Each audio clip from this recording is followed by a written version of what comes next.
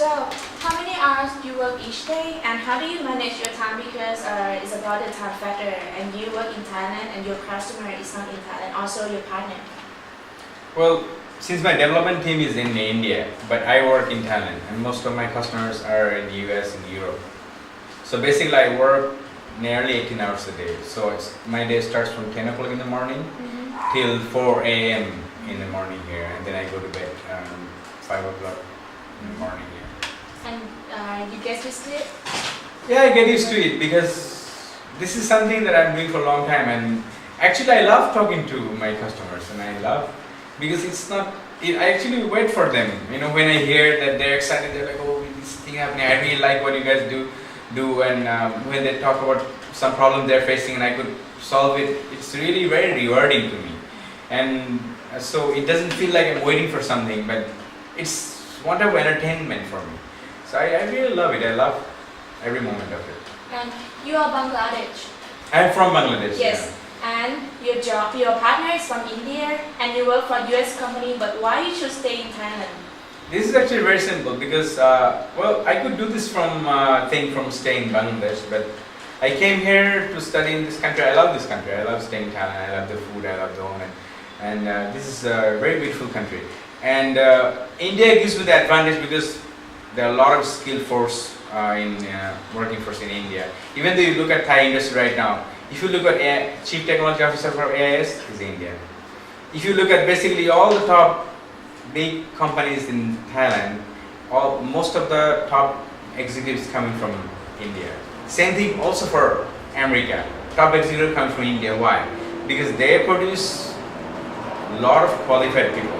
Like if you look at Indian Institute of Technology, IIT, or Indian Institute of Management, they are actually top 100, actually top 50 around the world.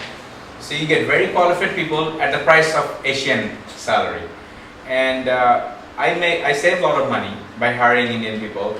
And since I stay in Thailand, I get everything that I use from software to internet. It's helped me save a lot of costs. So that's one reason. Alright. So how can you control your employee? I mean your partnership as well, because of course you stay here and they are not stay here. Well, this is totally done in here. If you look at the software system that we have, so you basically have a project management collaboration software. So I am logged in, my project manager logged in, every employee they are logged in. So they are there. So it's like the easy way to explain the Facebook of project management. So people are there, you can see them online, and you can group them in a team. So I have like, okay, 5 teams, I group them, and they can talk with each other, because there are some cases. A team, 4 people is from India, 1 people is from Romania, 1 people from US, another people in Russia. Because the designer who designed the software is probably from US. Very difficult task, someone is doing probably from Russia. And it's something to do with more technical thing inside the software is probably from Romania. And the other programmers, they're in India. So they also need to communicate in between. And I do not communicate with every group member because I do not want to I want to micromanage them. So I mostly assign the project manager. So I talk to the project manager. And if I feel like project manager came short of something explaining, and then I feel like he's becoming a barrier, he did not perform something, or he could not motivate my people, in that case I would specifically go to the programmer that are not performing well and tell them that what I can do or what he or she is facing problem at the same time, and how would he take advantage of talking to someone else, or how can we assist them, because it's more of like their happiness is also very important to us, because unhappy people cannot write good software, or any unhappy people cannot be creative. So have you ever worked with under pressure, like very serious one? How could you deal with it? Well, yeah, I think I always work in under pressure. Basically, the pressure is because of time, and in most cases in our industry, you say as companies as big as Microsoft could not deliver software on time, not even Apple. So you cannot shoot yourself in the foot just because you cannot do anything, and this is very important. You should not focus on your failure, because you should think that okay, you're trying to improve, but you should focus on what you have achieved so far. And put the focus, bring your customers focus on that, and they would understand it, and they would know that no one is perfect, and there are many factors involved on it.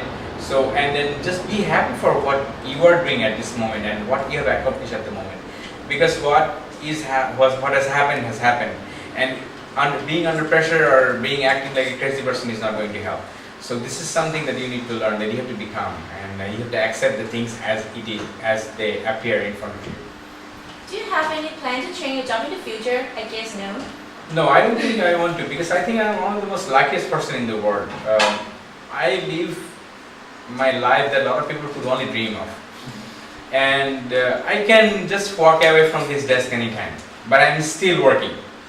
I could be shopping, but I'm still working, and I could be anywhere I want to, and I'm still working, and I'm still making money. Even though I'm sitting at this moment, someone is working for me, I'm still making money, and I have no bosses, and I'm everyone's boss. So I don't think, I would never want to change that. You think what are the personalities that entrepreneurs should be? Well, first of all, the most important thing you should be, not everybody can be an entrepreneur. There's a book actually on this, because first of all, you need to believe in yourself. That is the only one most important quality. You would not sell anything that you do not believe works well. So unless you believe in yourself, that you would have no success making other people believe in you. So that's one of the most important parts. Second important part is you have to be ready for the hardship. Being an entrepreneur can be a lot of time hit and run. If you have a job, it's kind of easy. You go to work every day, you do whatever someone tells you to do. At the end of the day, you take out some money, you go home tired, and you think, well, I'll make it. Maybe I'll try to change my job, make more money. I keep changing my job and make money. It's actually more simpler. But when you're an entrepreneur, sometimes you probably have a lot of money. Sometimes you think you probably do not have any money at all. But you have to know that it actually takes some time to become successful in the business. It will probably take 5 years, 6 years, 10 years. But at the end of the day, you're actually going to be much higher than someone who's working for other people. So if you believe in yourself, if you think that you can do hardship in the shorter term for the long-term success, then you will definitely be successful. And that's the only quality, couple of good qualities that entrepreneurs should have. So what do you think what your company will be in next 10 years?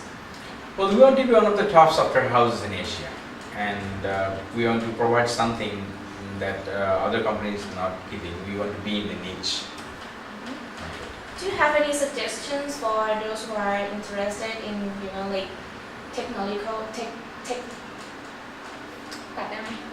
It's okay. Keep it recording and you will try it later. Do you have any suggestions for those who are interested in technology or technological stuff like this? Well, how do you say? If someone really likes something, it doesn't have to be something technical. Someone really likes something, then they would automatically want to do it. And I would actually tell everyone that if they want to do something in life, whether it's a job, whether it's a business, they have to ask themselves that do they really love to do it or not.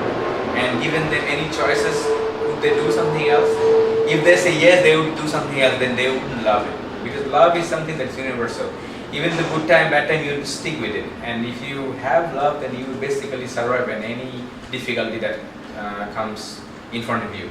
So I would say that being interested in terms of technology, just to be successful in the business is not necessarily as important as the love is very important. To know who you are, to know what you love to do is more important. And if you know what you love to do, then you will find a way to do business with that.